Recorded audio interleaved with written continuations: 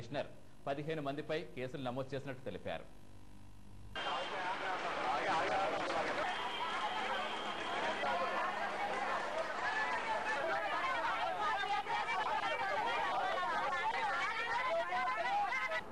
ఇదే పరిస్థితుల్లో కొన్ని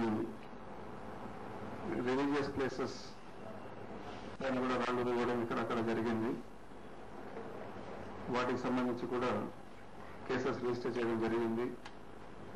వీటికి వెనక ఉన్న శక్తులు, వ్యక్తులు స్థూలంగా గుర్తించినప్పటికీ ఇన్వెస్టిగేషన్ లో ఖచ్చితమైన ఆధారాలు రాబట్టి వాళ్లపైన యాక్షన్ తీసుకోవడం జరుగుతుంది. ఇప్పుడు ఈరోజు సాయంత్రం నుంచి నగరంలోని దక్షిణ మండలంలో 144 సిఆర్పిసి అమలు చేయడం జరుగుతుంది. దక్షిణ ప్రాంతంలో కూడా అన్ని పరీక్ష జరిగేలా చేయడం అన్నది మా ప్రయత్నం. అది చేయడం కోసం ఇంకా ఈరోజు రాత్రి అదనంగా బలగాలను కూడా డిప్లాయ్ చేయడం జరుగుతుంది. రాష్ట్రంలో కాంగ్రెస్